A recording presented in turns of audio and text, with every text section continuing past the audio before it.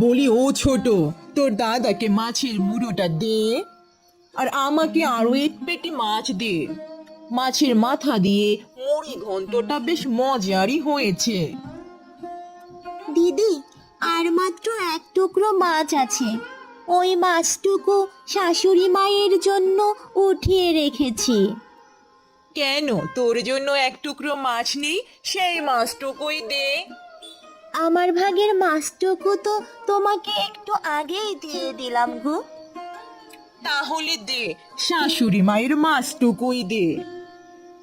আহা গিন্নি, তোমার এত মাছ কেন খাওয়া লাগে? দিনে দিনে তুমি যে মোটা হয়ে যাচ্ছ, সেদিকে কি তোমার কোনো খেয়াল আছে? এরপর তো তোমাকে বিভিন্ন রোগে ধরবে।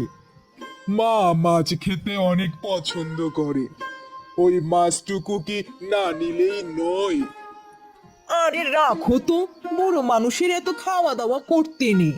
আর শুনি, একবেলা মাছ না খেলে কি এমন ক্ষতি হবে? এ কথা বলে মাছের লিস্টটা নিজের পাতে তুলে নিল মালতী। সবকিছু দেখে বৃদ্ধ শাশুড়ি মায়ের চোখ দিয়ে জল গড়িয়ে পড়ল। বৃদ্ধ শাশুড়ি মা মনের দুঃখে বনে গিয়ে কাঁদতে লাগলো। বুড়িমার কান্না শুনে একটা সুন্দর ফুলপরি এসে উপস্থিত হলো। ফুলপরিটি বুড়িমাকে জিজ্ঞাসা করলো, তুমি কাঁদছো কেন বুড়িমা? বুড়িমা তখন তার সংসারে বড় বউয়ের অত্যাচার আর ছোট বউয়ের কষ্টের কথা খুলে বলল ফুলপরিকে। আচ্ছা বুড়িমা, আমি তোমাকে একটা জাদুর সোনার বালা দিচ্ছি। বাড়ি গিয়ে তুমি বলবে তোমার দুই বৌমাকে যে যে বৌমা তোমার যত্ন আত্তি করবে, ঘরের সব কাজ করবে আর সবার খেয়াল রাখবে, তুমি তাকেই তোমার এই সোনার বালাটা উপহার দিবে। বুড়িমা ফুলপরিকে বিদায় জানিয়ে জাদুর সোনার বালাটি নিয়ে বাড়িতে ফিরে আসলো। রাতের বেলা সে সবাইকে তার ঘরে ডাকলো। বৃদ্ধ শাশুড়ি মা বলল, আমি ভাবছিলাম অনেকদিন ধরেই তোমাদের একটা কথা বলবো। আমার কাছে আমার শাশুড়ির দেওয়া একটা সোনার বালা আছে। আজকালকার বাজারে সে সোনার বালাটির অনেক দাম হবে।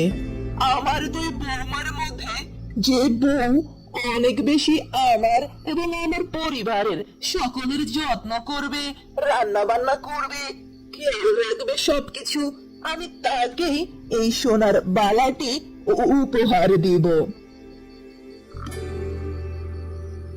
এ কথা শোনার পর বড় বউয়ের চোখ বড় বড় হয়ে গেল।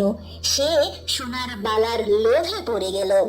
মনে মনে বলতে লাগলো, যেভাবেই হোক এই সোনার বালাটি তার চাই। পরের দিন সকালে বড় বউ খুব সকালে ঘুম থেকে উঠে গেল। উঠেই বাড়ি ঘর পরিষ্কার করে রান্নাঘরে ঢুকে পড়লো। রান্না বান্না করে সে সবাইকে খেতে ডাকলো, আর ছোট বউকে তো কোনো কাজই করতে দিল না। এভাবে বেশ কয়েকদিন বড় বউ খুব কাজ করে যাচ্ছিল। কিছুদিন কেটে গেলে এক রাতের বেলা বৃদ্ধ শাশুড়ি মা আবারও ডাকলো সবাইকে তার ঘরে। শাশুড়ি মা বলল, আমি এই সোনার বালাটি আমার ছোট বোন হাতেই তুলে দিতে চাচ্ছি। এ কথা শুনে বড় বউ তো রেগে মেগে আগুন। রাতের বেলা সবাই যখন ঘুমিয়ে পড়লো, বড় বউ আস্তে আস্তে ছোট বউয়ের ঘরে ঢুকলো। কাঠের বাক্সটি খুলে সে যেই সোনার বালাটি হাতে নিতে যাবে, ঠিক তখনই একটা জোরে ঝাঁকুনি খেলো তার হাতে। তখন সোনার বালাটি বলে উঠলো, আমি তোমার মতো খারাপ মানুষের হাতে কখনোই উঠব না।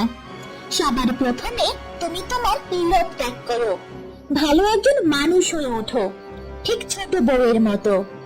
এতদিন যে কাজগুলো তুমি আমাকে পাওয়ার জন্য করেছো, সে কাজগুলো তুমি মন থেকে করার চেষ্টা করো। দেখবে জীবন কত সুন্দর, তোমাকে সবাই কত ভালোবাসছে। এই কথাগুলো শোনার পর বড় বউ অজ্ঞান হয়ে গেল। পরের দিন সকালে যখন তার জ্ঞান ফিরল, বড় বউ তার অপরাধের জন্য শাশুড়ি মা ও ছোট বউয়ের কাছে ক্ষমা চাইল।